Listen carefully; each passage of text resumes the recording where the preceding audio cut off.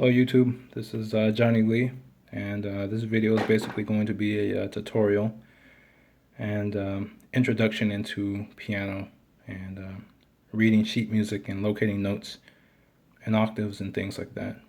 So let's get started. Okay, so there are basically just seven notes, okay, from A to G. A, B, C, D, E, F, G. A, B, C, D, E, F, G. Now the notes, they repeat over and over after every 7 notes. So when a note does repeat, we call it an octave. So we have here G, G, G, and G. So every time you get to like the same note, once it goes over again, that's an octave higher. Or if you do it from right to left, it's an octave lower. Okay, now to understand like the letters and everything a little more, there's a phrase and we'll get into that. So I've come up here with a little formula here, or a phrase, and it says every good boy does fine, and that's for all the line notes. So on the screen here I'll give a perfect example. So you got line notes in both the treble and the bass. Let me actually get down here. So this is the middle C. It's basically the center of the piano. And you can see here on the screen, middle C. So anything higher from middle C is going to be in the treble clef. C, C, C. So all these notes here are in the treble clef. From middle C,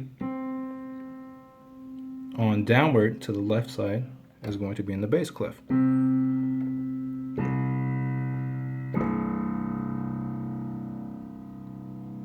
Okay, so here's another example.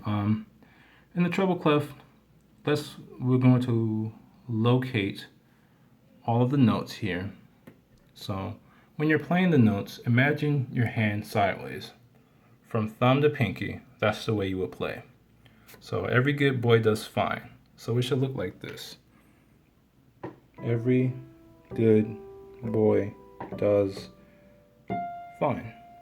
And you can also see it on the screen too. Every good boy does fine. And then for bass, we use good boys do fine always. So you start on G, thumb on G, or sorry, since you're using your left hand, pinky on G, all the way to A, thumb on A. So good boys do fine always. G, B, D, F, A. Okay, so those are how the line notes work. Space notes I would consider to be a little easier because it's just usually a word. It's not really much of a phrase. So for space notes, in the treble clef, you would go from F to E. Thumb on F, F, A, C, E.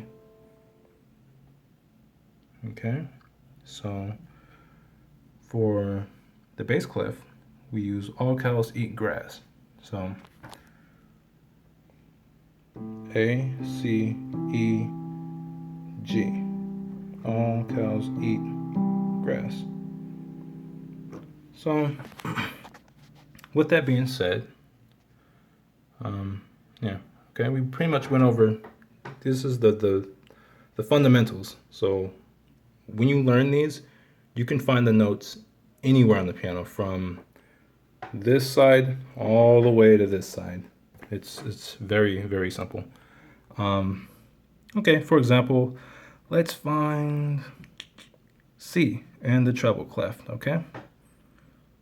But how are we going to find C? Okay, let's just say the same as we go with the notes. F, A, C. There it is. The third space going upward. Okay, so let's try another one. Let's say we're trying to find,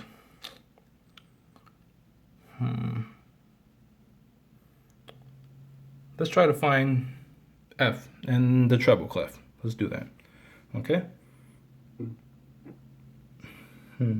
But F would be on a line note, so let's start with let's do the same.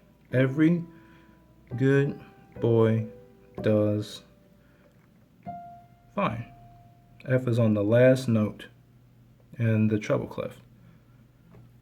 So again, imagine your hand sideways and you play upward. And these are basically the fundamentals of being able to read sheet music. And I guess to understand a few other things, there is, okay, so there are chords, and we'll use the examples we've been using. So we can use face, for example, F-A-C-E. Now usually when you play more than one key at the same time, it's considered a chord. So whether you're reading the notes here on the measure, that's what is called altogether, just the measure. When you're reading the keys on the measure, and say you have E, G, and B, and they're all lined up together, that's a chord. So we play E, G, and B together. E, G, and B. And that's pretty much how chords work. Now, although notes are usually spaced out when you're making chords or when you're hitting chords, that's not always true. Sometimes notes are a little closer than others. But to basically understand, just chords are more than one key that's hit at the same time. And that's basically how chords work.